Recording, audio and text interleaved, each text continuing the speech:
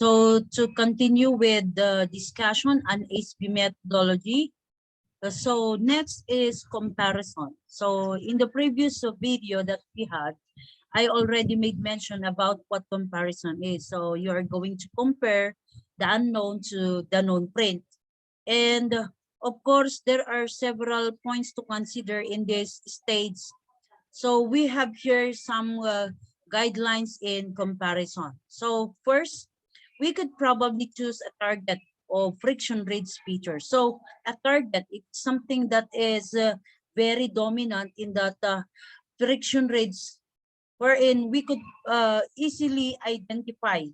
So just like, for example, if there are scars. So this would display disruption to the friction ridges, causing a fracturing of the ridges at the point of injury.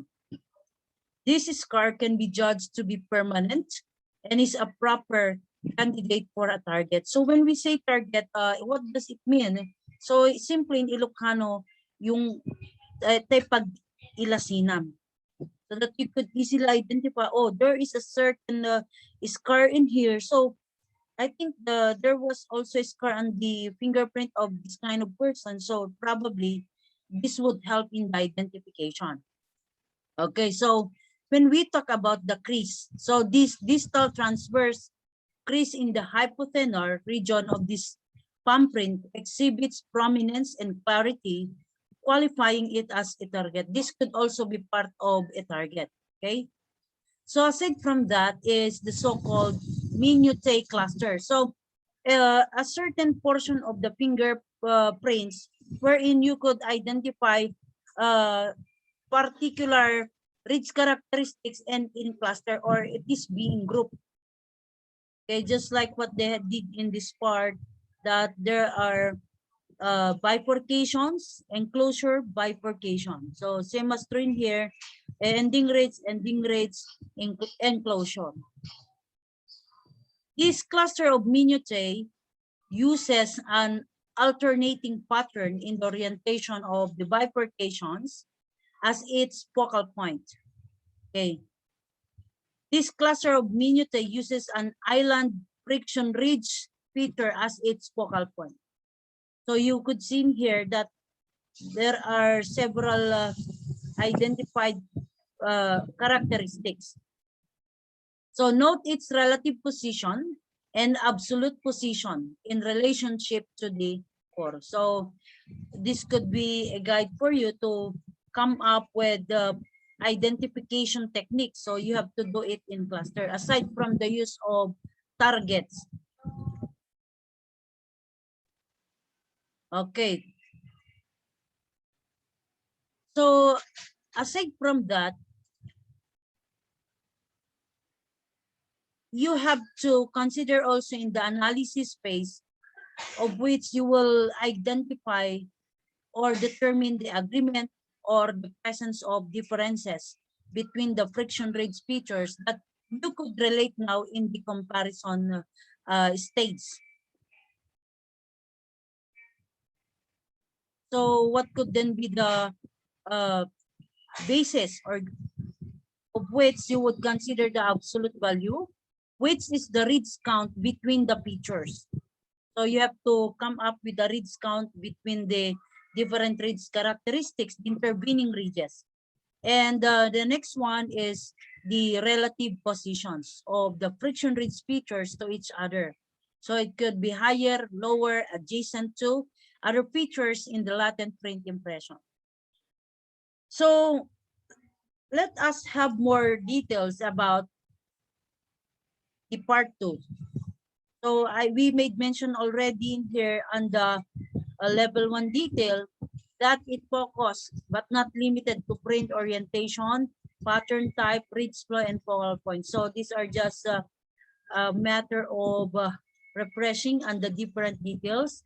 Whereas for part 3, experimentation for level 2 detail, to the shape, location, orientation, and group relationship of the minutiae. So if you try to take a look on the group or spatial relationship, this is somewhat difficult to perform But just to give you an overview, the red colored markers are used to determine the relative position. So positioning is very important, and it is emphasized in here rather. The blue colored lines are used to determine the absolute value of the friction ridge features by counting their intervening ridges. When we talk about intervening ridges, tayo nagbait handa. You have to do the necessary ridge countings for, just like for example in here, at this point, they take a look at the ridge count in their intervening ridges. So again, remember that for level 3, it has something to do with the sweat force analysis. So comparison of patterns. Firstly, the patterns are compared. Okay, so the overall fingerprint pattern does not have sufficient uniqueness to determine identification and only functions to narrow the number of possibilities of donors. However, at this stage of the comparison, differences in pattern type may be sufficient enough to eliminate the unknown mark from the print. So if they are not similar or there are some sort of differences, so this could be eliminated. Okay, if there are so many fingerprints that are subject for examination. So comparison of ridge characteristics. If the patterns are found to be in agreement, the comparison moves to the next level. So when we say in agreement, it is similar, they agree with each other, the comparison of ridge characteristics. The ridge features are examined to ascertain whether they are in the same position, in the same order, and have the same relationship. So this is your guide. So is the position of this bifurcation located from the question print is the same, has the same position located also in the standard print. So these are simple things that you could remember. And this is known as the coincident sequence. Okay, after comparison, you can now proceed with the evaluation stage. So in the evaluation stage, you will weigh up all of the information available as a result of the comparison process. So you try to make a evaluation of which probably this would guide you in coming up with a conclusion, okay? And determine whether there is unique agreement between the two to confirm identity beyond all reasonable doubt. So in this stage, you have to decide whether the prints are from the same source. So if it is from the same source, we usually call it as identification or individualization. So it is the same. It is identified that these prints are the same. So whereas when we talk about different sources, so you have to come up with some process of excluding this. So different sources or exclusion or is inconclusive. So what could then be the reason why there is inconclusive evaluation? Because of poor quality samples. So it's not clear. There is a problem on the clarity, lack of comparable areas, or insufficient number of corresponding or the similar features to be certain. Okay. So in coming up with your evaluation, it is based on the identification philosophy, wherein you could probably state that friction ridge identification is established through the agreement of friction ridge formations in sequence, having sufficient uniqueness to establish individuality. And this is originally stated by Ashbaugh, but you can just paraphrase it. So after the process of evaluation, okay, I just want to make it clear that in evaluation, this is now the stage wherein you would come up with your conclusion. Okay. So verification, it is believed to be the most crucial aspect of the identification process. Okay, this is an independent and complete analysis, comparison, and evaluation of both prints, which is carried out by a minimum of two fingerprint experts. The verification process is the key to the reliability of fingerprint evidence. So just like what I made mention before, that it is not only being done by one expert. So for example, I will do the process of examining the fingerprints using the ACEV.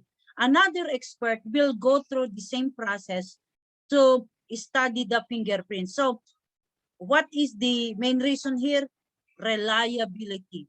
They have to make sure that the result is reliable and accurate. Okay, so simply, a second examiner performs an independent examination of the identified latent print impression. So upon completion of this phase, a confirmed identification constitutes scientific knowledge, which can be admitted as expert testimony, meeting the Dober challenge. So when we talk of Dober challenge class, this is a certain test in terms of the acceptability of evidence. So we will discuss that later. So it demonstrates that the original conclusions are valid. So if we happen to come up with the same findings, then conclusions are valid through consistent results from the different experts who have analyzed, compared, and evaluated the information available in both impressions. So this is what ACEV all about. So again, let us try to recap. A is for analysis, C, comparison, E, evaluation, B, verification. So I would just show you a simple fingerprint comparison chart, of which this is just a sample that I obtained in net. So they would just consider this. For example, this is the question print and this is the standard print. But if you would see, they are just the same. So it's just a matter of simulation of the method that you happen to see same color in here, same color. So you would notice that the different markings are the same, depicting or pointing out the same ridge characteristics, and located, the location are the same. So almost we could say that these prints are in agreement. There is identification, and it originated from the same source. So the two prints in here are the same. So we have here some methods on how to prepare a comparison chart. So because as a requirement in court presentation, you have to enlarge the fingerprint and come up with the several markings. So the first one is simple method. What is being considered in here? You have to, the identical points of identity in both enlargement are drawn. So you have to draw that, point that out with a straight line. So they would be using red ink so that it would be visible. And begin the numbering from any of the focal points. So after the identification of these characteristics, you have to indicate numbers. So if you happen to obtain 10 in the question print, you will also obtain 10 in the standard. So aside from that, we have the so-called modified method. In this particular method is that it would require that you have to indicate the names or probably the abbreviation so that it can be accommodated in the comparison chart. And you have to indicate also the lines. You have to point out using some using the lines. And if you want it to be more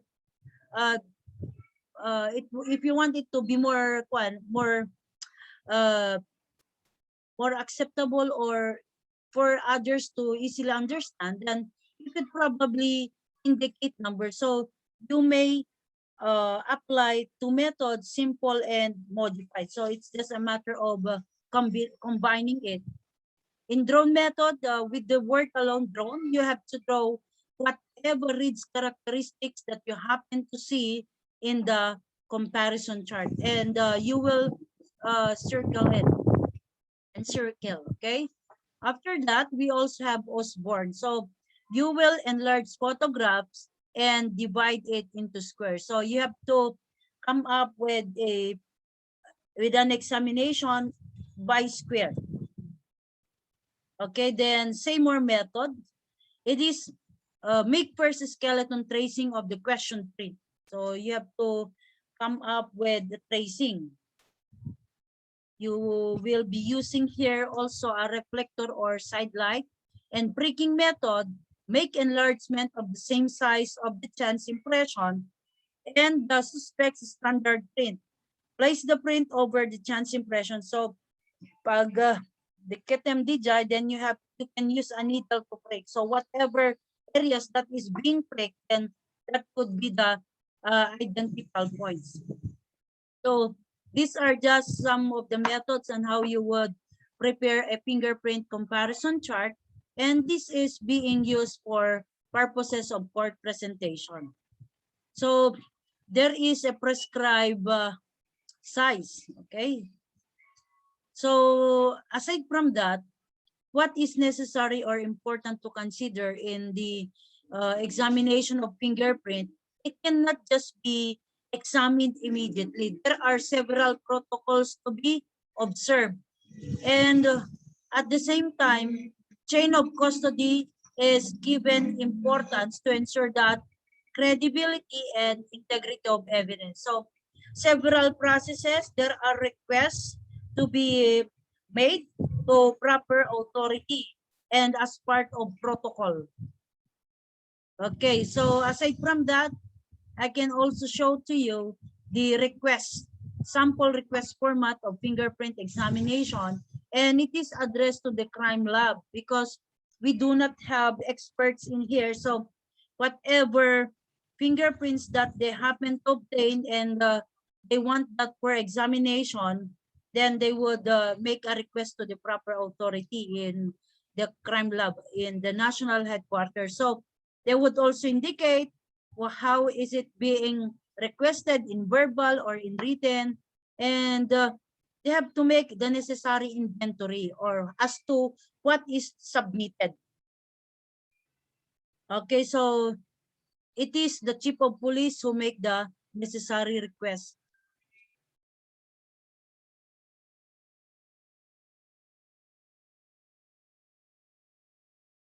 And aside from that, we have here a sample fingerprint comparison chart. This is the one that I had prepared.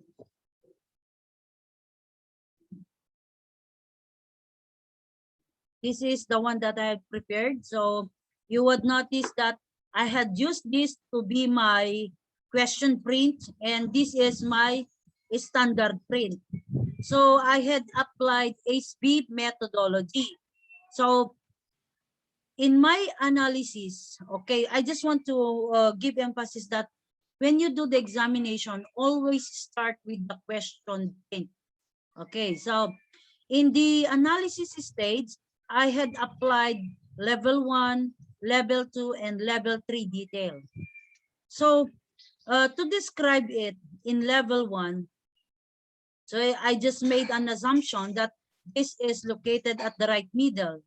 So I stated it this way. The standard print was obtained at the right middle of the subject. The question print and the standard print has the same ridge flow. You would see in there. If you happen to see this kind of fingerprint, the ridge flow that comes into your mind is for a loop pattern. Okay. So ridge flow, which belongs to a loop pattern and was identified as an ulnar loop.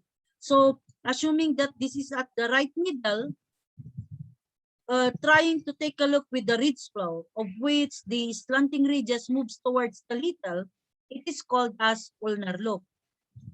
So the general ridge flow of an ulnar loop is that the slanting ridges moves towards the little finger or the so-called ulna bone. Okay, so aside from the details in the flow, it made mention also in level 1 that you have to consider the presence of core. So when we say core, it is the approximate center of the pattern or the heart of the pattern area. Okay, so there is also the presence of a delta located at the point of divergence. So which is marked as 10D. So I combined in here modified and simple method. Why modified and simple? I have pointed out the characteristics. I've written also uh,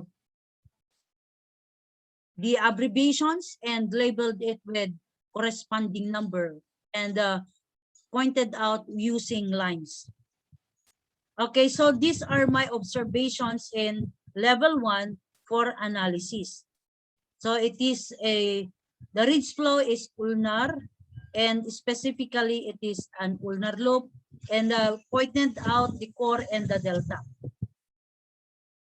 So aside from that, in level 2 detail, ridge path, I was able to identify 10 ridge characteristics. So if we start in here 1, and this one is a bifurcation. So I represented it with B. Number 2 here is E, which represents an enclosure. Same as true with 3 and 4 enclosure. 5 would now point out your core, and 6 is enclosure again. Then 7, it is bridge, and number 8, ending ridge or ridge ending. Okay, same as true with number 9, and 10 is your delta. So I was able to identify 10 ridge characteristics and their respective location. So in the question print, this is just the summary for you to easily detect if they are the same. So you have to come up with a summary, which means that bifurcation is pointed in number 1, as you would see in the comparison chart. So again, in enclosure, you were able to establish 4 enclosures, which are located in number 2, 3, 4, and 6. So meaning, these are the enclosures situated in number 2, 3, 4, and 6. So it's just a matter of coming up with your summary so that you could determine, is this are this the same? Is this the same with what is indicated in the standard? So by just taking a look at this, you can conclude that they are the same, that the prints subject for examination are the same, or they have the same source. So you would see in here, so same location, same ridge characteristics, and the same number. So you would now easily get or obtain a conclusion by just taking a look at this image. So in level 3, ridge attributes, the edge shape with and width of the question print is also the same with the standard print. So these are just some aspect of giving description and the question and the standard print.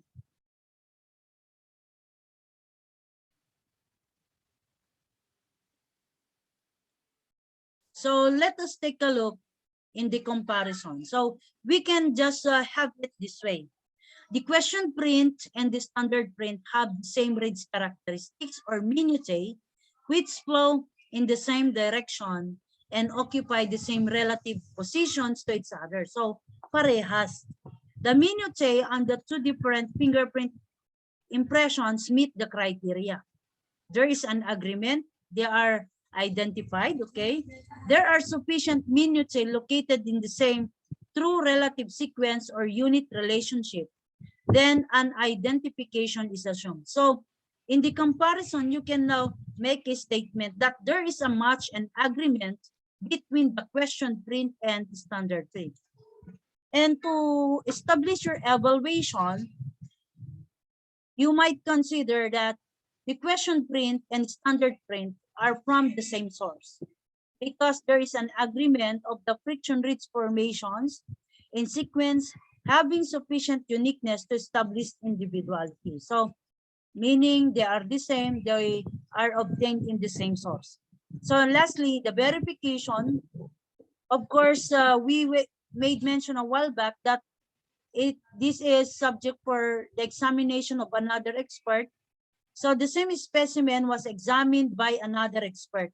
Following the same methodology, both examiners arrived at the same conclusion. So this is just a simple way on how to come up with the examination of fingerprints using the ACEV methodology. I know that it is hard to understand, but if you would just try to go over, read, and be committed enough to understand the details, then there's nothing wrong.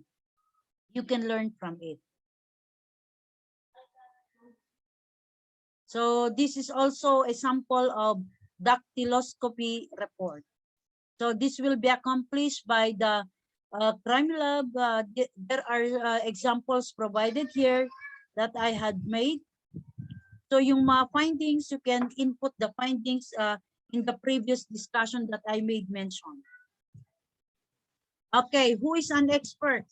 An expert is generally defined as any person who is skilled in specific science. So even though the person is expert in medical legal, if the aspect of argument has something to do with the fingerprint, the proper person to be in this forum is a fingerprint expert. So that is why if you try to take a look with the presentation of evidence, expert opinion is acceptable in court, provided that they have to prove that the person is an expert in his field. Okay, so roles of an expert: receiving information and evidence in a case for testing.